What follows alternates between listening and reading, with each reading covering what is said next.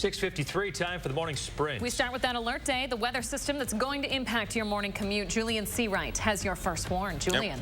And we're going to be watching that from our radar as of right now. Some areas are looking at a wintry mix, some are looking at snow, and some are seeing rain. But you can see from the southwest to us here in Dane County, we're starting to see a bit of that transition from the rain into snowfall as we continue throughout the latter part of our morning hours. But just south of Janesville, we are starting to pick up a band of more rain. But as we continue throughout the rest of this morning hour, we are anticipating that to transition into some more snow. But Josh, you're out on the roadways. What are you seeing?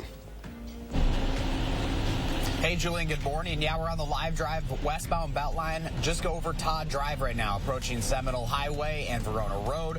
My three things for you to know during the morning sprint this morning: main roads mainly wet at this hour, side roads slippery, and the on and off ramps are slippery. So keep that in mind as you head out, depending on where you are this morning. Those changes might be happening pretty quickly.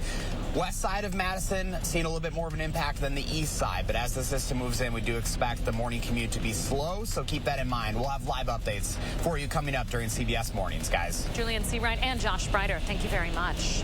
To our top headlines, there may be some justice coming in a 34-year-old Wisconsin murder. A Washington State man is now charged in the 1988 death of a woman in Appleton.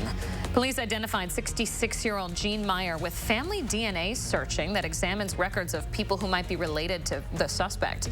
He's in jail in Washington State right now, awaiting extradition to Wisconsin. Meyer is facing charges of murder and sexual assault. We're keeping an eye on a developing story in Iowa this morning. Investigators there are trying to determine the cause of an explosion and fire that swept through a biofuel plant near Cedar Rapids. Nearby folks were told to evacuate. Those in the city were urged to stay indoors. So far, no reports of any death, but some workers hurt and taken to the hospital. Wisconsin and 32 other states now have an agreement with e-cigarette maker Juul Labs. This after a $435 million settlement with those states. Attorney General Josh Kaul says Wisconsin's share will be $14.7 million. Juul Labs was accused of relentlessly marketing to underage youth. According to a national survey last year, more than 2 million teenagers in the U.S. say they vape. Looking ahead, a holiday traditions coming back to Wisconsin. Canadian Pacific's Holiday Train making stops across Canada and northern parts of the U.S., and that includes our area. Inside one of the boxcars, a stage so live performers can entertain the crowd wherever they go. If you want to see it, you're in luck. They'll be stopping tomorrow night in Watertown and Columbus, then Saturday in Portage and Wisconsin Dells. Everyone's encouraged to bring a food donation.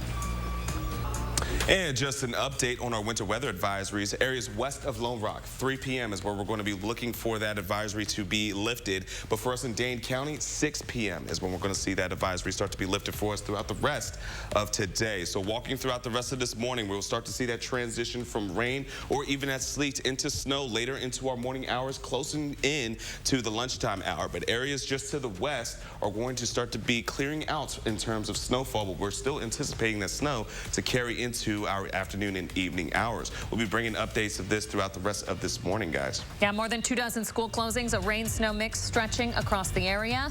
We have live updates every 30 minutes. Keep it right here, folks.